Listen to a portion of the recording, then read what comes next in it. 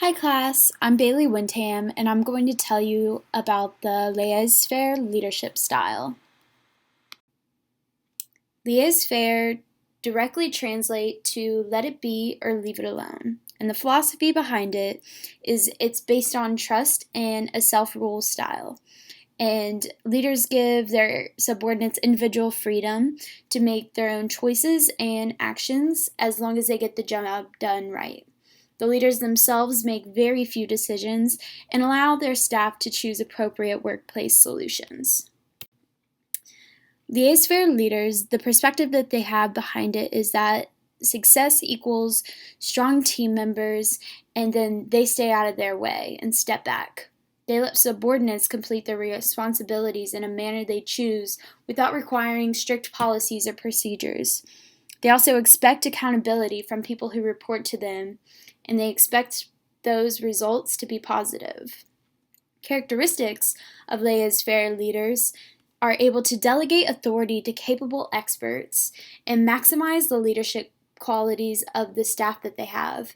And they praise accomplishments and reward successes that their team has. But they also offer constructive criticism when necessary and allow their staff to solve problems and manage challenges themselves. And when their staff is unable to do so, they know when to step in and lead during a crisis. So what do laissez-faire subordinates look like? They have strong skills from extensive education or experience in their field, and they're self-motivated and driven to succeed for themselves and for their organization. And they have proven records of achievement or knowledge in their field and are comfortable working without close supervision from their superiors. And they feel very empowered by the autonomy given to them by their leaders.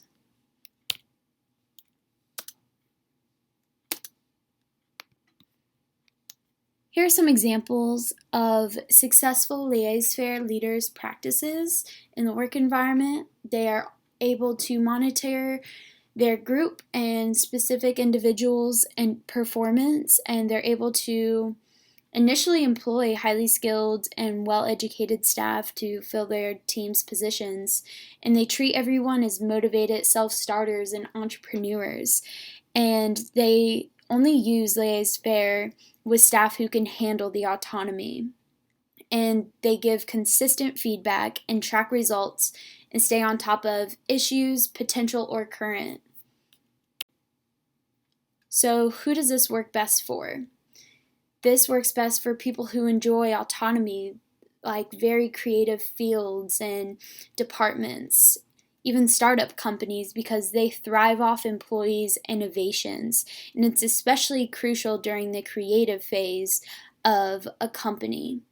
And this is also super important for at the top of organizational hierarchy. CEOs need to be able to give autonomy to the other chief executives below them because they are much more informed about their own departments. And some example industries and departments include advertising, product design, research and development, special engineering and architecture, and social media platforms.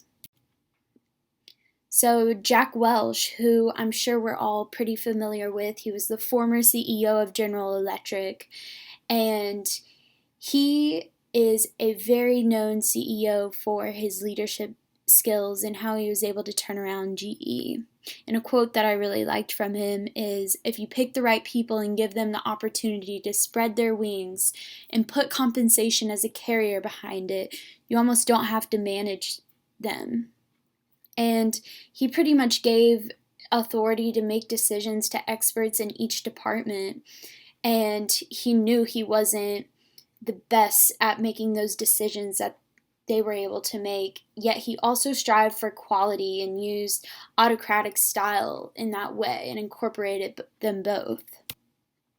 So how do you know if giving autonomy is working for your organization or team? An effective laissez-faire leadership looks like individuals taking personal responsibilities for their success and failures. And it also, you see that your team members are motivated to use their autonomy to make decisions for the team and organization. And the leader also reinforces successful performance, which leads to a higher retention of experts who thrive in a creative environment that support this autonomous decision making. And ineffective laissez-faire style paired with an incorrect environment can look like resulting in a lack of accountability for organizations, groups, or teams, and failure to achieve goals, and also demonstrating a failure to properly advise, coach, or educate people, which leads to low performance and leads to ineffective time management by teams, resulting in ambiguous objectives and missed deadlines. So, does laissez-faire leadership style, is it for the IT industry? Yes and no.